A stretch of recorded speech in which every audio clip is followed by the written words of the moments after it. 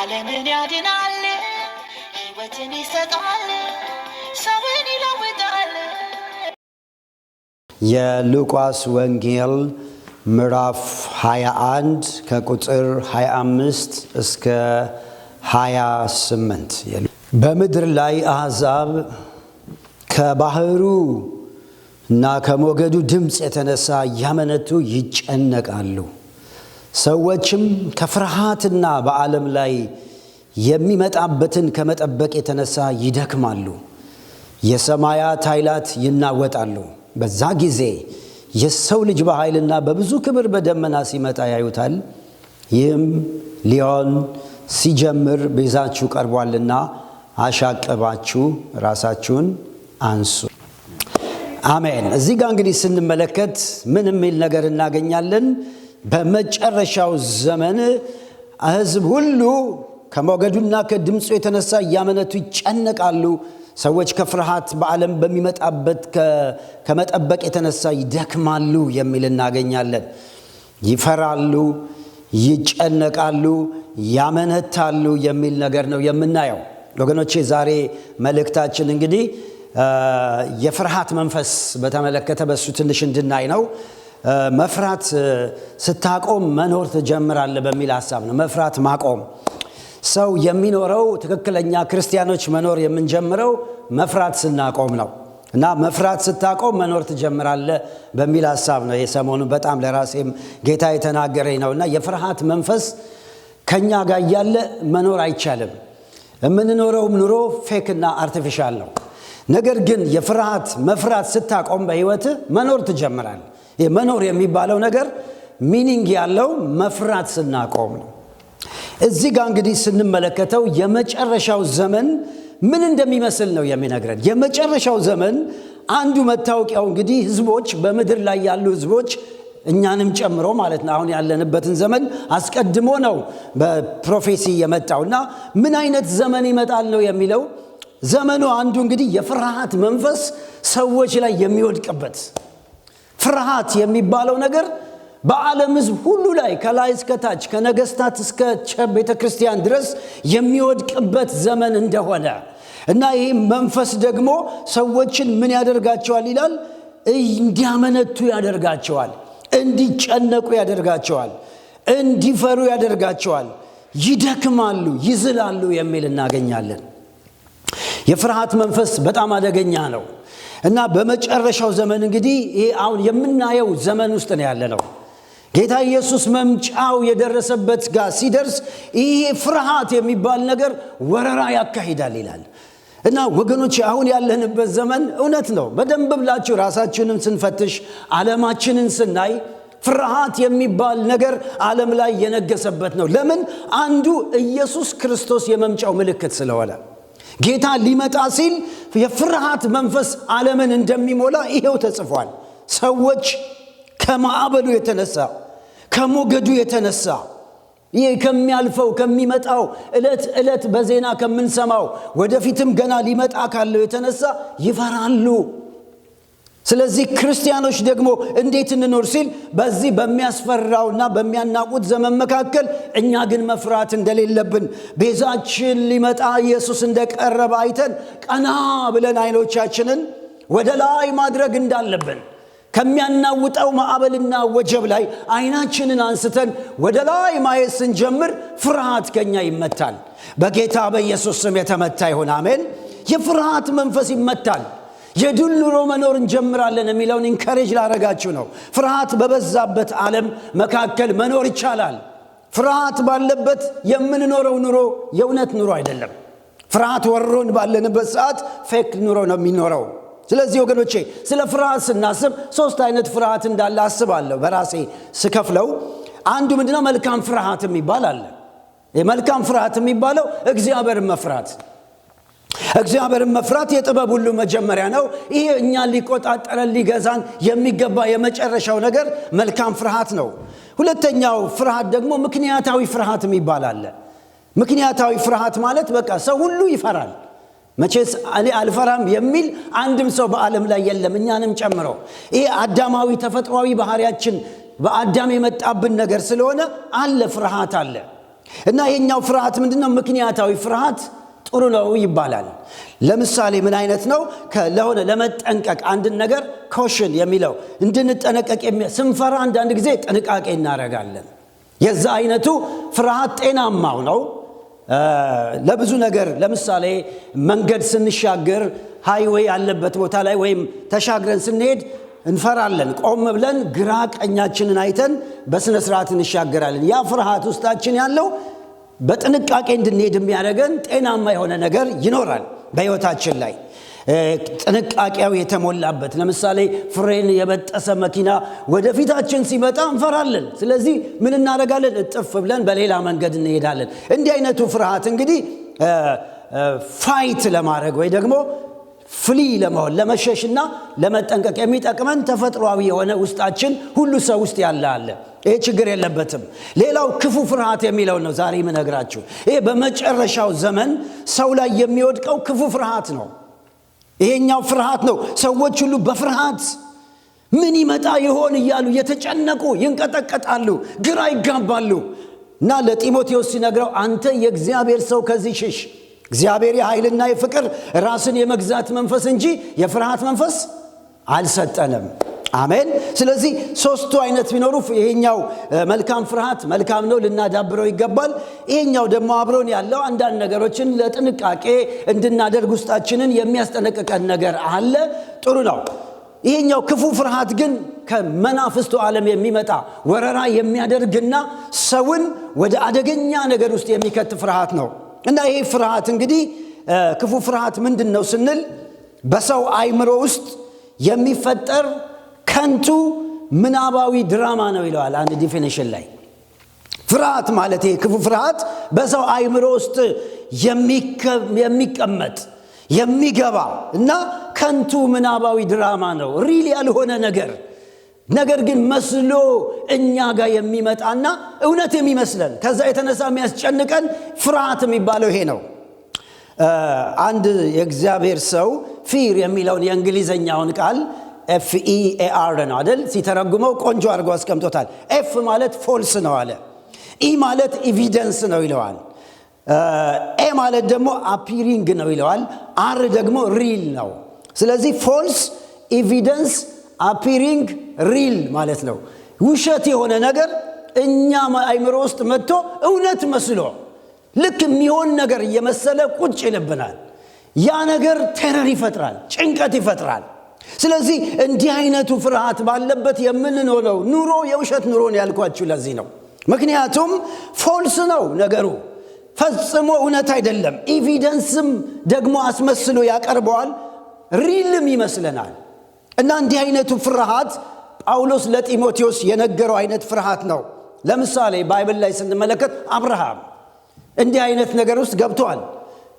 ቤቱ ቁጭ ብሎ ልጅ የለውም፣ ኤሌዘር የሚባል አለ እና ቤቱ ወዲህ ይላል እና አብርሃም ቁጭ ብሎ ይሄ ሊወርሰኝ ነው። ፎልስ የሆነ ነገር እኮ ነው። ኤቪደንስ እና አፒሪንግ ሪል ሆኖ አይምሮ በቃ ሊወርሰኝ ነው፣ ኤሌዘር ሊወርሰኝ ነው፣ በቃ አለቀልኝ፣ ልጅ የለኝም፣ ይሄ ኤሌዘር ጎረምሳው ቤቴንም ንብረቴንም ሊወርሰው ነው የሚል ክሬት ማይንዱ ላይ ተፈጥሮ ጠላትም ደግሞ ጨምሮ ያስጨንቀው ነበር። እግዚአብሔር መጣና ምን አለው?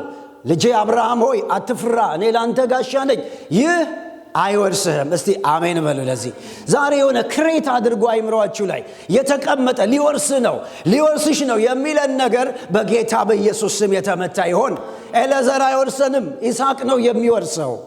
ስለዚህ ከቃሉ ውጪ የሚያሳስበን የሆነ ህመም ነገር ሲፈጥረን ወደ ውስጣችን ሲመጣ አለቀልሽ፣ በቃ ይሄ ነገር ተቀይሮ ካንሰር ሆነ፣ ከዛ በኋላ ደግሞ እንዲህ ሆነ፣ አለቀል እያለ ክሬት ያደርጋል። ልጆቻችን ትንሽ ነገር ሲገጥማቸው የልጅሽ ነገር እንዲሆነ አለቀለት፣ ይሄ ልጅ እንዲሆነው ይሄ ፎልስ የሆነ ዲመንስ ሪል አስመስሎ ኤቪደንስ እያደረገ ብዙ ሰው በዓለም ላይ በጭንቀት ላይ ነው ያለው። ሪል ባልሆነ ነገር ይህ የክፉ መንፈስ የጨለማው መንግስት ያንን አንድ ኤቪደንስ ይዞ ያንን እያመጣ እያስጨነቀ ነው ያለው። እግዚአብሔር ዛሬ እንዲህ ይላል፣ መፍራት ስታቆም መኖር ትጀምራለህ። አሜን። መፍራትና ቁም። ይሄው ሪል ያልሆነ ነገር የሚመስል ነገር። ሌላም በመጽሐፍ ቅዱስ 10 ሰላዮች አሉ። እግዚአብሔር ምን አላቸው? ግቡና ውረሱ እዛ አላቸው። ጊዜው ነው አሁን ይህን ቃዴስ በርኔ መዞር ይበቃቸዋል፣ ግቡና ውረሱ ሲላቸው 10 ሰላዮች ሄደው አዩና የሆነ ነገር አይምሯቸው ላይ ክሬት ፎልስ የሆነ ኤቪደንስ አፒሪንግ ሪል እንደሚባለው ፈጠሩና ራሳቸውን እንደ አንበጣ እኛ ምን አንበጣ ነን አሉ። እግዚአብሔር እኮ ታላቅ ሰራዊት ያደረጋቸው ሰዎቹን ደግሞ እነዚህ ኔፍሌም ናቸው ይበሉናል። ከየት መጣ? ፍርሃት የፈጠረው ነው። ከትንሽ ከነሱ እይታ አድርጎ ሰይጣን አምጥቶ ላያቸው ላይ ያ ፍርሃት የውሸት ኑሮ አስኖራቸው። ወደ ተስፋ ቃሉ መግባት አልቻሉ። ምድረ በዳ ነው የወደቁት። ለሕዝቡም የውሸት ወሬ መንገር ጀመሩ። የፍርሃት ወሬ መንገር ጀመሩ። ሕዝቡ ላይ ፍርሃት ለቀቁባቸው። ስለዚህ ወደ ግብፅ እንመለስ ብለው በፍርሃት ወደ ግብፅ ሄዱ። ወገኖች አንድ እውነት እነግራቸዋለሁ። የእግዚአብሔር ቃል ያለው እውነት ነው። እስቲ አሜን በሉ። ትወርሳላችሁ ያለ እግዚአብሔር ነው። እዚህ ጋር ያለው ኤቪደንሱን አይተን በፍርሃት መሞላት ማለት ወገኖቼ የውሸት ኑሮ መኖር ነው። ዛሬ እንዴት ነው እየኖርን ያለ ነው? ኮንትሮል ያደርጋል ስፒሪት። ብዙ ቅዱሳን በዚህ አፌክት ይሆናሉ። ምክንያቱም አባቶቻችንም ጥቃት ውስጥ ደርሰዋል። አካዝና ሕዝቡ እነሆ የእስራኤል ንጉሥ ተባብሮ ሲመጣባቸው የዱር ዛፍ በንፋስ እንደሚናወጥ ልባቸው ተናወጠ ይላል። የውሸት ነገር እግዚአብሔር ምን አለ? ይህ ምክር አይጸናም፣ አትናወጡ አላቸው። ስለዚህ ወገኖቼ ሆይ ዛሬ እንግዲህ የምላችሁ ነገር ምንድነው? ክፉ ፍርሃት በአይምሮ ውስጥ ጠላት የሚፈጥረው ከንቱ ምናባዊ ድራማ ነው። ይሄን ማፍረስ አለብን። ይሄን ስናፈርሰው ውሸት የሆነውን ነገር ፍርሃት ከኛ ሲርቅ the spirit of confidence boldness ነው እኛ ውስጥ እንዲኖር እግዚአብሔር የሚፈልገው። ስለዚህ ዛሬ እግዚአብሔር ይናገረናል። እንግዲህ መፍራት አቁም። መፍራት ስታቆም መኖር ትጀምራለህ። ብዙ ሰው እየኖረ አይደለም፣ በፍርሃት ውስጥ ነው። ብዙ ቅዱሳን ጋር እገናኛለሁና በፍርሃት ያልሆነ ነገር እያሰቡ እንዲህ ቢሆንስ? በዓለም ላይ አሁን እንዲህ ሊሆን ነው። 3ኛ ዓለም ጦርነት ሊነሳ ነው። ምን ሊሆን ነው? አንዱ ባለፈው እኔ በጣም አሳስቦኛል አለ። ኤአይ የሚባለው አሁን እየመጣ ያለው አርቲፊሻል ኢንተሊጀንስ እንጃ ወደፊት ቤተክርስቲያንን ሳያጠፋት አይቀርም አለ። ከየት ያመጣው ነው? ጭንቅላቱ ላይ ክሬት እያደረገ ነው። ከሚመጣው ነው፣ ለነገሩ ከሚነሳው ነው። እና በቃ አለቀልን። ከዚህ በኋላ ምን እንደምንሆን እንጃ። ሰው ሁሉ በቃ እርስ በርሱ የሆነ ክሬት እያደረገ ጠላት የሚያስጨንቃቸው ብዙ ሰዎች አሉ። ስለዚህ ወገኖቼ ሆይ ዛሬ መንቃት አለብን። ፍርሃት ከእግዚአብሔር አይደለም። የመጨረሻው ዘመን ሰዎች ይላል ይኸው ቃሉን ነው የምነግራችሁ። ከፍርሃት ምን ይመጣ ይሆን? የሚመጣበትን ከመጠበቅ የተነሳ ምን ሊሆን ነው? ስለዚህ ፍርሃት 3 አይነት መንገድም አለው። አንደኛ ሰውን መፍራት የሚባል ነገር አለ። ሰውን መፍራት የለብንም። ሊፈራ የሚገባ እግዚአብሔር ነው። የሰዎችን ዛቻ አትፍሩ ይላል። ሰው ይዛተብን፣ ሰው የተለያየ ነገር አጠፋቸዋለሁ ሲል መፍራት የለብንም። ሰውን መፍራት ወጥመድ ነው። ሌላው ሁኔታን መፍራት ነው። እዚህ ጋር ስናየው ሁኔታ 2 ጎን አለው። አንደኛ አሁን ፊታችን ያለ ችግር ሁኔታ፣ እሱም መፍራት። አሁን ያለንበት ወይ ታመን ሊሆን ይችላል፣ እሱም መፍራት። ወይ የኢኮኖሚ ችግር አሁን እላያችን ላይ መፍራት። እሱ ምን ይሆን? ምን ከፍል ይሆን? አሁን ቢል እንደዚህ ሆኜ ከስራ ብባረር ምን ሊሆን ይሆን? የሆነ እዚህ ጋር ያለውን ነገር ፊታችን ያለውን ነገር እያየን መፍራት ሁኔታዎችን። ሌላው ደግሞ ሊመጣ ያለውን ነገር ገና ያልደረስንበትን ቅድም ያልኳችሁን እያሰቡ መጨነቅና መፍራት ካልቆመ በስተቀር ውጤታማ መሆን አይቻልም። ፍሬያማ መሆን አይቻልም። ጌታን ማገልገል አይቻልም። በጌታ በኢየሱስ ስም የፍርሃት መንፈስ ይወጋ። አሜን። ምን ይላል እዚህ ጋር? ፍርሃት የሚያመጣው አንደኛ ምን ያመጣል ሲባል እነሆ ከመገዶ የተነሳ ማመንታት፣ መወላወል። ፍርሃት ውስጥ ያለ ሰው ይወላውላል። በእግዚአብሔር ቃል ላይ ጸንቶ ከመቆም መወላወል፣ የመወላወል ሕይወት ያመጣል ፍርሃት። ሌላው መጨነቅ፣ ኦቨር የሆነ ጭንቀት፣ በቃ እንቅልፍ ማጣት፣ መረበሽ፣ መታወክ የሚያመጣው ይሄ ፍርሃት ነው። ሌላው ደግሞ በዓለም ካለው ከሚመጣው የተነሳ ይደክማሉ ይላል። መንፈሳዊ ነገር ይደክማል። መኖር ራሱ ይሰለቻል። በቃ መኖር የሚባለው ነገር ራሱ ስልችት ይላል። ፍርሃት ውስጣችን ካለ መማር ይሰለቻል፣ ማግባት ይሰለቻል፣ መውለድ ይሰለቻል፣ ልጆች ሁሉ ስልችት ነው የሚላችሁ። እግዚአብሔር አምላክ ይውጋው በኢየሱስ ስም። ስለዚህ መፍራት ካላቆምን መኖር አንችልም። መፍራትን መስበር አለብን። ሌላው ደግሞ ይዝላሉ ይላል። ያዝላል። እንግዲህ ይሄ ከሆነ ፍርሃት ማስተናገድ የለብንም። ፍርሃት በዶክተር ሰርጀሪ ተቀዶ የሚወጣ አይደለም። ፍርሃት የሆነ ሰው መጥቶ ከላያችን ላይ የሚያነሳልን አይደለም። ፍርሃት አይናችንን ቀና አድርገን ወደ እግዚአብሔር ስንመለከት ከእግዚአብሔር የሚመጣ ጸጋ ነው። እግዚአብሔር ነው ሊሰብረው የሚችለው። ስፒሪት ስለሆነ የእግዚአብሔር መንፈስ ወደሱ ስንጠጋ፣ ወደሱ ስንቀርብ እነሆ የሚመጣውን ወሬና በዓለም ላይ ያለው ማዕበል ትተን የእግዚአብሔር ቃል የሚለንን ማሰብ ስንጀምር ቀና በሉ ይላል። አሸቅባችሁ እዩ ነው የሚለን። መፍትሄው ይሄ ነው። አሻቅበን የሚመጣውን ክርስቶስ ከኛ ጋር ሊወስደን የሚመጣውን እሱን እስካላየን ድረስ ከዚህ በኋላ የሚመጡ ዘመናት ያስፈራሉ። እውነት ነው እኮ ያስፈራል። አንድ ሚዲያ ላይ የሰማው ነበርና ሮቦቶች ኤአይ የሚባለው የሰራው ስራ በጣም ከባድ ነው። በአንድ ድርጅት ላይ ራሱ ኤአይ የሚባለው አንዱ ምን አደረገ ይላል፣ ሃግ አደረገና የአንድን ካምፓኒ የትልቅ ድርጅት እንዳለ እንትናቸውን እንዳለ ወሰደውና ሃግ አድርጎ ፓስወርዱን በሙሉ ቀይሮባቸው አሁን ከሮቦቱ ጋር ድርድር ጀምረዋል ይላል። ከሮቦቱ ጋር በቃ የሆነ እንከፍልሃለን። ሰው እኮ አይደለም፣ የሆነ ስፒሪት ነው ራሱ። አጋንንትም ነው የሚጠቀምበት። የአንድ ትልቅ ድርጅት ፓስወርድ እዛው እስካላችሁ እዛ መስሪያ ቤት በፓስወርድ ስትገቡ ዝግ ነው። ዘግቶታ እንዴት አያስጨንቅም? ባንክ አካውንታችሁ ስትገቡ ዝግ ሲሆን ያላችሁ ያስጨንቃል የሚመጣው ነገር ግን አንድ እውነት እነግራችኋለሁ፣ የኛ ኢየሱስ ከዛ ሁሉ በላይ። መጨንቀቅ የለብንም። አስፈራል፣ እውነት ነው። ግን ቀና ብለን ኢየሱስን ማየት እንጂ ይሄን ካሰብን በጣም ከባድ ነገር ነው የሚመጣው። በጣም ከባድ እየመጣ ነው። ስለዚህ ወገኖቼ ወይ ከፍርሃት በዓለም ከሚመጣበት ከመጠበቅ የተነሳ ይደክማሉ። ከዚህ የተነሳ መዛል ይመጣል። እናንተ ግን ይላል የእግዚአብሔር ሰዎች አትፍሩ ይላል። ሰውን አንፍራ፣ ሁኔታን አንፍራ፣ ሰይጣን የሚመጣውን አንፍራ፣ ሲስተሙን አንፍራ፣ የሚመጣውን ነገር አንፍራ። እኛ ወደ እግዚአብሔር እንቅረብ። እንግዲህ የፍርሃት ምንጩ ምንድነው ስንል የፍርሃት ምንጩ ሁለት ነው። አንደኛው ዲያብሎስ ነው፣ ሁለተኛ የወደቀው አዳም ነው። የወደቀው አዳም ይሄ ራሱ አዳም ራሱ ውስጣችን ያለው ፍርሃት ያፈልቃል። ለምን ብትሉ በዘፍጥረት ምዕራፍ 3 ቁጥር 10 ላይ ከውድቀት በኋላ ነው ፍርሃት የመጣው፣ በፊት አልነበረም። እና አዳም እግዚአብሔር መጣና አዳም ወዴት ነህ ሲል እንዲህ አለ፣ ድምፅህን ሰማው ፈራሁ ይላል። አያችሁ፣ ፍርሃት የምትባለው እዛ ጋር ነው የጀመረችው፣ በፊት አልነበረም። የኃጢአት ውጤት ነው። ድምፅህን ሰማው ፈራሁ፣ ፍርሃት እዛ ጋር ሰመጣ። ስለዚህ አዳማዊ ማንነታችን ጋር የተጣበቀ ስለሆነ ይሄ ዴቪል ደግሞ ሰይጣን ያን ይጠቀምበትና ፍርሃት ውስጥ ይከተናል። ስለዚህ ምንጩ ማን ነው ስንል ዲያብሎስ ነው፣ ስጋና አዳም ነው። እና የፍርሃት እንግዲህ ውጤቱ ቅድም እንዳልኳችሁ ነው። ፍርሃት ምን ያደርጋል? ሽባ ያደርጋል። አንድን ሰው ፓራላይዝ ነው የሚያደርገው። ፍርሃት በጣም አንድ ነገር በጣም የምትመራመሩ ከሆነ በቃ እየፈራችሁ ነው የምትመጡት። አንዳንዴ አለማወቅ ሳይሻል አይቀርም። በጣም የሚያውቁ ሰዎች ናቸው በዓለም ላይ ፈሪ የሚባሉት። አናላይዚንግ ኢዝ ፓራላይዚንግ የሚባል ነገር አለ።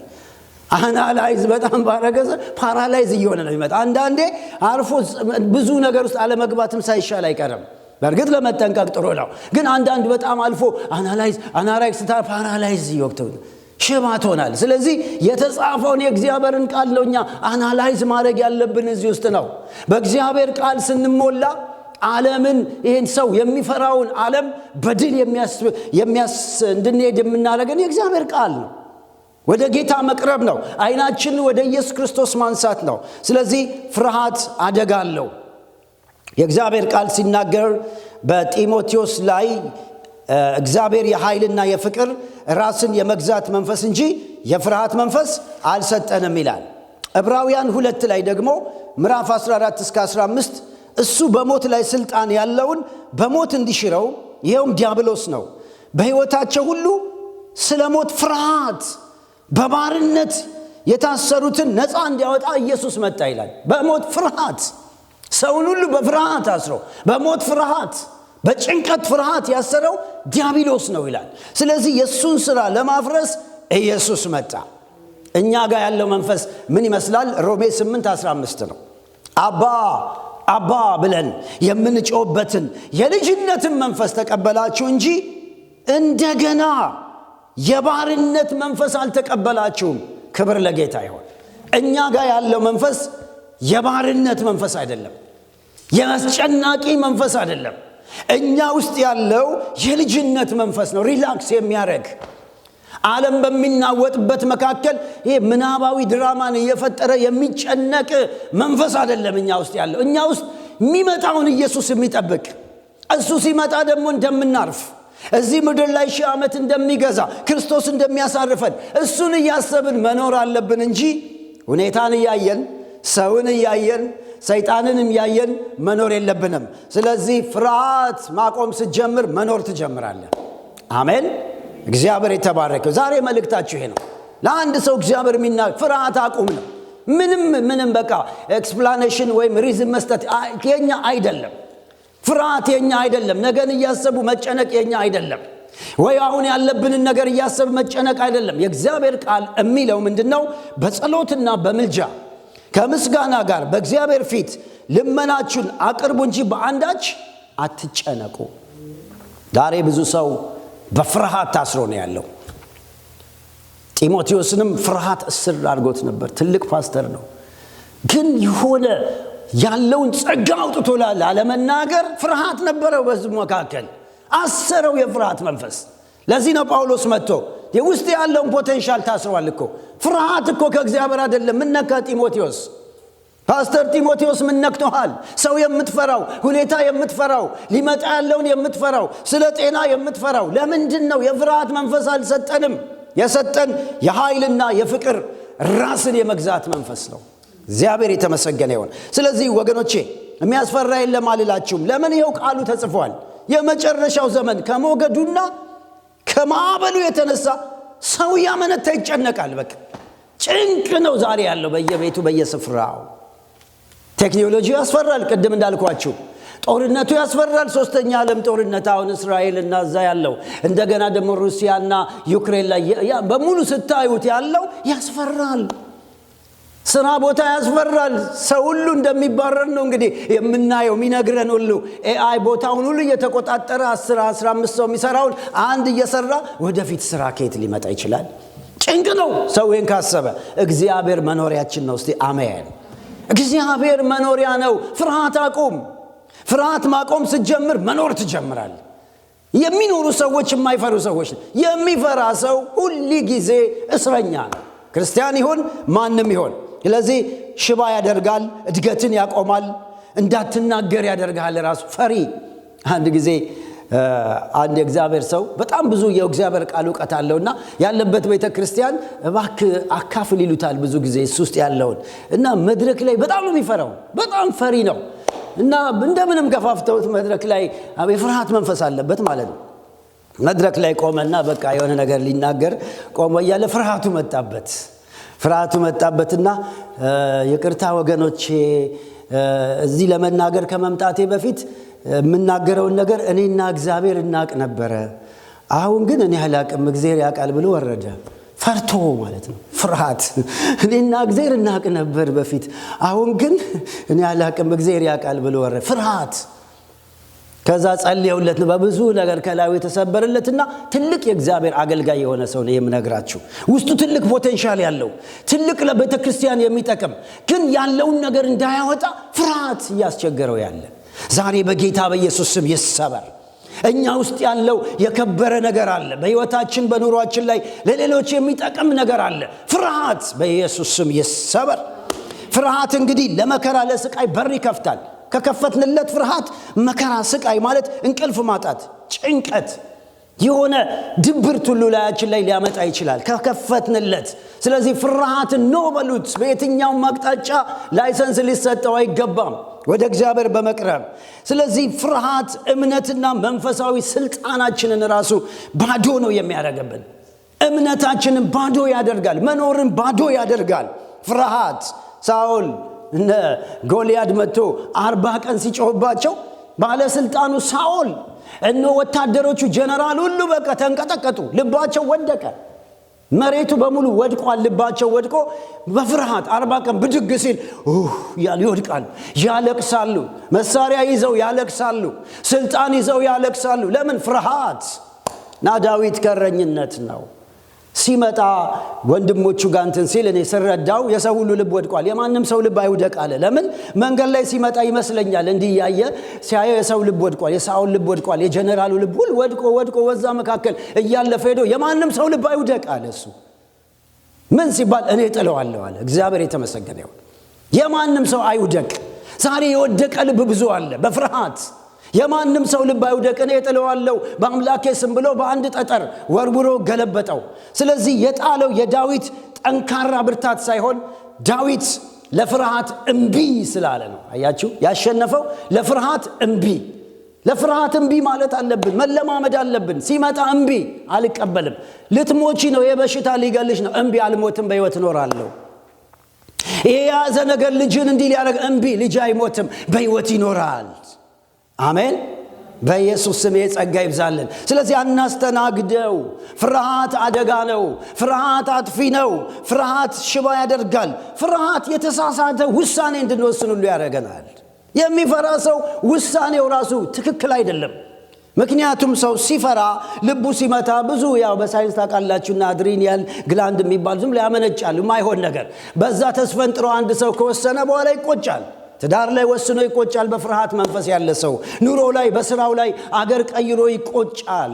ስለዚህ ፍርሃት ወደ ተሳሳተ ውሳኔ አብርሃምን ሚስቱን እህቴ ነች አለ፣ ለክፉ አሳልፎ ሰጠ። ፍርሃት እኮ ነው። ፈርቶ እስራኤል ወደ ግብፅ እንዲመለሱ ሆነ። ኤልያስ ፈርቶ ግደለኝ አለው። የተሳሳተ ውሳኔ። የኤልዛቤል ዛቻ ሲመጣ ግደለኝ ጌታ ሆይ አለ። ስለዚህ ወንድሞቼና እህቶቼ ፍርሃትን አደገኝነት ያሳየኋችሁ ነው። በክርስቲያኖችም ሆነ በዓለም ላይ የሚመጣው ፍርሃት ይባላል። ፊር ቅድም እንዳልኳችሁ ፎልስ ኤቪደንስ አፒሪንግ ሪል ነው። ፎልስ ስታስቡት ፍርሃትን በዚህ ተርጉሙት። ፎልስ የሆነ የውሸት እና ጥናት እንዳውም ያደረጉ ሰዎች አንድ ሰው ቀኑን ሙሉ ዝም ብሎ ይሄ የሚያደርገው 95% ውሸት ነው ይባላል። የሚያስበው ስጋት 95% አይደርስበትም። ነገ እንዲህ ሊሆን ነው፣ ነገ እንዲህ ሊሆን ነው የሚለው ሲጠና ውሸት ነው። አጋንንታዊና ሰይጣናዊ አይምሮአችን ክሬት ያደረገ ውሸት ስለሆነ እኛ ጋር ግን እውነት አለ። አይምሮአችን በቃሉ እውነት ይሞላ። ስለዚህ አሜን። ይሄንን ነው መሙላት ያለብን። በዚህ ነው ወገኖች ፊዳ ማድረግ ያለብን ውስጣችን። ስለዚህ ፍርሃት ሲወጋ እውነተኛ የድል ህይወት መኖር ይጀምራል። ወደ ታየልን ግብ መገስገስ እንጀምራለን። የድል ህይወት በድፍረት መኖር መንቀሳቀስ እንጀምራለን። ከጌታ ጋር መራመድ እንጀምራለን። ማገልገል እንጀምራለን። ፈተና ባለበት፣ ኑሮ ባለበት፣ ችግር ባለበት ደስ ብሎ መኖር እንጀምራለን። ጌታን እናገለግለዋለን። ፍርሃት ሲመታ ዛሬ እኮ ፍርሃት ተጽዕኖ አለ። ዛሬ በኢየሱስ ስም የተመታ ይሆን። የምትፈሩት ነገር መኖር የለበትም። ፍርሃት ደስታን ያጠፋል። ፍርሃት ጉልበትን በቃ ሐዘንተኛ ያደርጋል። ብዙ ነገር እያለ ሰው ይቆዝማል ፍርሃት ውስጥ ያለ ሰው። ስለዚህ እግዚአብሔር ምን ይላል? እግዚአብሔር የኃይልና የፍቅር ራስን የመግዛት መንፈስ እንጂ የፍርሃት መንፈስ ሲያልሰጠንም በሉ። ዛሬ አንዴ በቃ የምትነቅሉበትን ነገር ነግሬያችሁ ጨርሳለሁ። ፍርሃት ንቅል የሚልበት አንደኛ ዮሐንስ 4:18 አንብቤላችሁ በዚሁ ዘጋለሁ። ንቅል የሚልበት ከስሩ ፍጹም ፍቅር ፍርሃትን አውጥቶ ምን ይላል? ይጥላል። በሉ እስቲ አይሰማም። ፍጹም ፍቅር ፍርሃትን ምን ያደርጋል? አውጥቶ ይጥለዋል እንጂ በፍቅር ፍርሃት የለም። ፍርሃት ቅጣት አለው። የሚፈራም ሰው ፍቅሩ ፍጹም አይደለም። ስለዚህ ፍርሃትን መግደያው መንገድ ምንድነው? ፍጹም ፍቅር። ለእግዚአብሔር እኮ ነው። ለእግዚአብሔር ፍጹም ፍቅር ያለው ሰው ፍርሃት የሚባል ነገር እሱ ጋር አይደርስም። ፍርሃት ለእግዚአብሔር ፍጹም ፍቅር ፍርሃትን አውጥቶ ነው የሚጥለው። ቴራሩን ጭንቀቱን ሁሉ የሚያጠፋው ለእግዚአብሔር ያለን ፍጹም ፍቅር፣ ለእግዚአብሔር ያለን መውደድ፣ ለክርስቶስ ያለን ነገር እየጨመረ ሲሄድ ወገኖቼ ፍርሃት ልክ የጨለማና ብርሃን እንደማለት ነው። ብርሃን ባለበት አሁን ጨለማ ሊኖር አይችልም። ጨለማ ደግሞ ሲመጣ ብርሃን የለም። ስለዚህ እንደሱ እንደማለት ነው። ፍርሃት ፍቅር ባለበት ፍርሃት ጨለማ ነው፣ ይጠፋል። ስለዚህ በእግዚአብሔር ፍቅር እንሞላ። ለጌታ ያለን ፍቅር ይጨምር። ለጌታ ያለን ፍቅር መጨመር ማለት ጌታ ፊት መቅረብ ነው። ፊቱን መፈለግ ነው። ለሱ ለማገልገል መነሳት ነው። ለሱ መኖር ስንጀምር ፍቅራችን ሲጨምር ፍርሃት የለም። ፍርሃት የሚባል ነገር የለም። እየጠፋ ነው የሚሄደው። ብዙ ጊዜ ፍቅር ፍርሃት የለም። የሚፈራ ሰው ፍቅሩ ፍጹም አይደለም ይላል። ስለዚህ ጥያቄ ምልክት አለው። የምንፈራ ሰዎች ከሆንን ሁኔታን የምንፈራ ነገን የምንፈራ በጭንቀት እንቅልፍ በማጣት የምንኖር ከሆነ ፍቅራችን ፍጹም አይደለም ነው የሚለው መጽሐፍ ቅዱስ።